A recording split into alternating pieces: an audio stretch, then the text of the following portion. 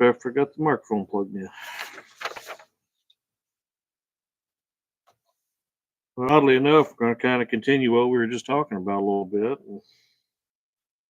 A couple of weeks ago, we went downtown for a concert on a Friday night, and it was just shocking to me and uncomfortable to be downtown. And it's changed a lot down there over the years. It is a real constant party environment, and I hate to sound like a prude or like I'm completely out of touch by saying that, but it is a wild, uh, beyond even what I thought it would be. I think every passing year it changes more and more, and it gets crazier and crazier. And I didn't take these pictures; these are just pictures I found online, but it just shows you just the lines of people who are uh, visiting all the bars and doing everything. This is a recent picture. This is just in the last couple of weeks from when we were down there. Um, it's a madhouse of people. This is another picture. This is a Broadway, um, and it's people everywhere, and not only people everywhere yelling and walking around drinking and carrying on, and there were people, cars peeling out, and police cars just kind of they just kind of watch this stuff happening. They're not really going after anybody. I didn't really see, but it was just craziness. And the thing that really kind of got me, you almost have a fear walking around because there's people stumbling everywhere and just running, just people just running past you, screaming and everything else. You're really in the mix, even if you're down there for something completely unrelated to everything that's happening right through here. Um, and it's interesting to me how much things have changed downtown. As kind of an extra thought in this, I was thinking about it. In 2 Corinthians 4:18, it says, "For the things which are seen are temporary, but the things which are not seen are eternal." And if there are parts of Nashville that I grew up with, I don't even recognize anymore. Everything has changed. The whole buildings are completely gone, and you lose your landmarks. They're just in 30 or 40 years, the whole landscape has changed in many parts of town. So all those old stores, we would shop downtown when I was growing up, Kane Sloan and all these buildings. The buildings are gone. They're not even there anymore. So you can't even say, yeah, that's where that was on Church Street. The whole thing's gone. So it really reminds you of how quickly things will change. And I can't imagine in another 20 or 30 years what it'll look like down there. Because more of the history is going away. And that definitely tells you that the man-made stuff is temporary, and the changes that go on. And it seems like our culture, if we talk about kind of the world and everybody in the world, and it seems to accept more with each passing year. And we were just talking about that. And more of the party atmosphere, the craziness. That's kind of the main. That's the mainstream now. And what used to go on, it used to all go on down like dark alleys and in back rooms. It's now right out there for everybody to see. And I know when I was a kid, really the only place downtown you'd never really walked up by yourself was Printer's Alley, and that was where all that stuff was kind of contained. And now it's everywhere. But if you avoided that one little area, you go to the arcade, you go to all these other places and Second Avenue and stuff, and you felt pretty safe. And now it is just spread out completely. And it seems like the direction of our culture and the way the culture is going is reflected in everything around us, even in our candidates. These elections that come and go, it seems like faith is just never discussed anymore. Um, and you feel like we voted Saturday. We did the early voting because we didn't want to stand in a big line. And sometimes you really feel like you need to pinch your nose and just not even look at it while you pushed it because you almost feel ashamed that you're voting the way that you're voting. At least I do. It's been years since you had faithful candidates who stand up and talk about their faith. Decades, really. And now I don't know where hardly anybody stands anymore. You can't believe the commercials. You can't believe what people say anymore. And it seems that they know if they talk about their faith, if they have faith, that they're going to offend a group of people and they'll probably lose elections because of it. That's the power that this world of non-believers has. Kind of what we were just talking about. But even, going back to what we saw downtown, even innocent bystanders, if you're down there for a completely different reason and you're around all these negative things that are happening, you can be in danger just like everybody else. And I found a couple of clippings, and one of them, this just happened right after we were there, and right on the street that we walked down to get back to where we were parking in a parking garage. Some guy just pulls off drunk and hits these people trying to get into a car, and it's this family from Wisconsin. And then, like a day or two later, we had another one do the same thing. He was driving, speeding, and peeling out and everything else, and he ran over somebody just walking down the side. Well, no, this one was trying to cross the street, and he hit him in the crosswalk. So if you're exposing yourself to sin, you could be taken along with it. It's just a very dangerous thing when you're mixing with this company. So what we must be careful about what we participate in, and I this is just a part of First Corinthians 15:33. Do not be deceived. Or First Corinthians, that whole chapter. Do not be deceived. Evil company corrupts good habits.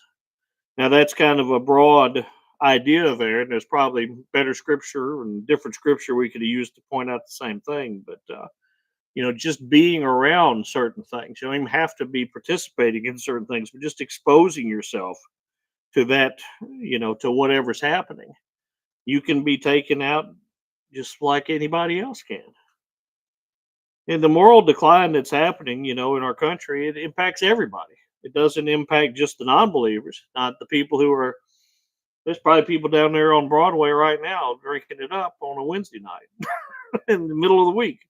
I don't think I'm sure it's busier on the weekend, but I'm sure that the business and the money making is happening down there just like it always does.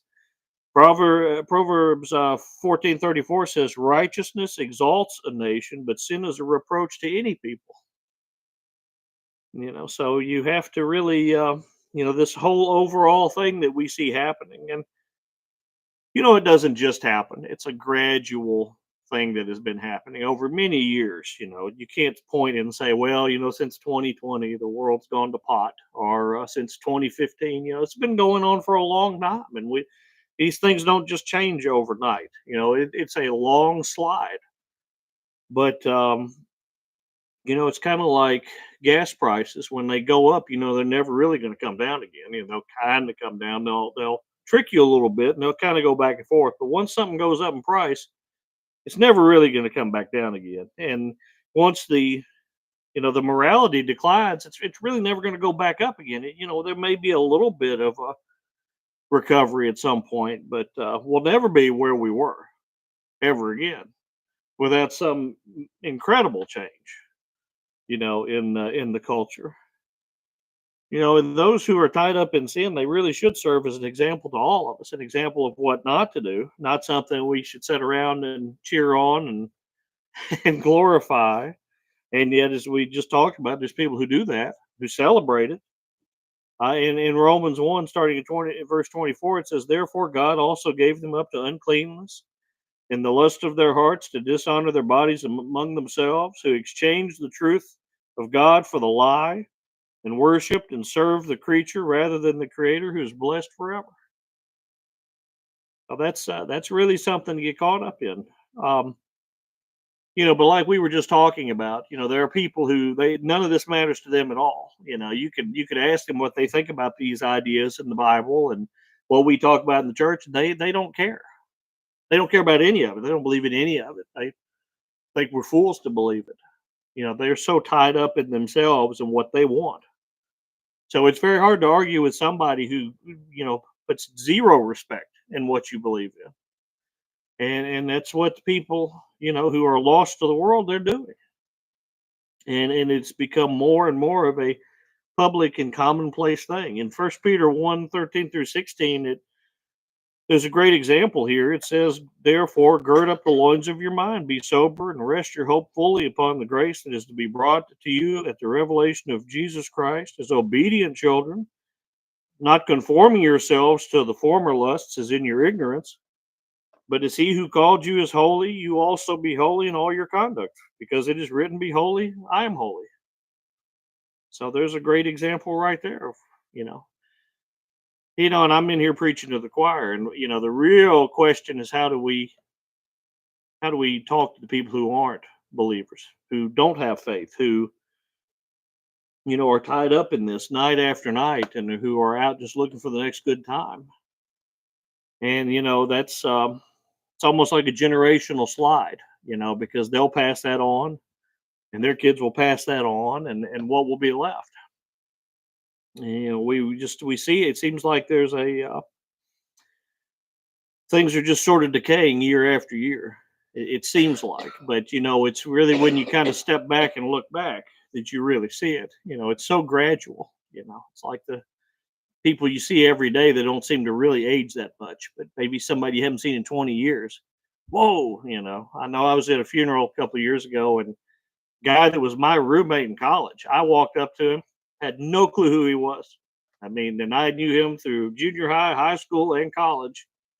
12 years I knew him. Hadn't seen him in 20 or 25 years, and I couldn't even place him. And that's kind of what the decline of the society is like. We just don't see it happening unless we really step back and we look at it. And then the real question is, what do you do? What do you do to stop it, or to try to help stop it? And is it out of control? I mean, we have to stay on the path, no matter what everybody else does. But it's a shame that our number is dwindling. And I don't just mean our physical number here. I just mean the faithful number in this country. And maybe something will happen that will wake people up, but I'm not too positive, especially seeing the things that we see, and as we just talked about in our class, the things that are more accepted now than have ever been accepted before. It's commonplace. And the last thought I'll have is that the concert we went to was people who mostly are not like that. It was more of a we didn't go to some crazy. It's just regular music. I don't know how to describe it, but they were showing ads before the concert on these screens, and almost every ad was for alcohol and betting and everything that they're putting it in everybody's face. Even when we bought a bottle of water, it came in a can that looked like it was an alcoholic beverage. I thought they'd given me an alcoholic beverage. I was like, no, that's not. Oh no, this is the bottled water now. It comes in and it's got the logo of an alcoholic beverage company on it, but it's the bottled water. I couldn't believe it. So even that was an ad. That I think we paid $8 for a bottle of water, which is just another form of highway robbery we won't even go into.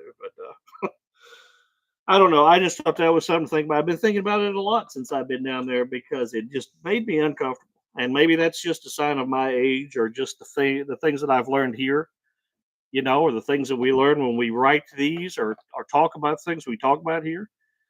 But it's the first time I really just felt out of place somewhere. And yeah, even 15 years ago, we went to Las Vegas for a work meeting, and it wasn't like that there, even not on the streets. I guess in the different buildings and casinos and stuff, it was like that. But the streets were pretty quiet as you walked around. It was nothing like what it was here. So it's just a shock at how quick things have changed. I don't know if that's much of an invitation, or I know there's probably.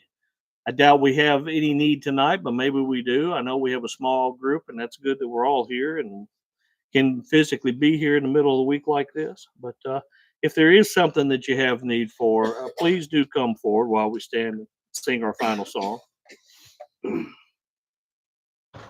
There'll be a little delay because he's having to turn off the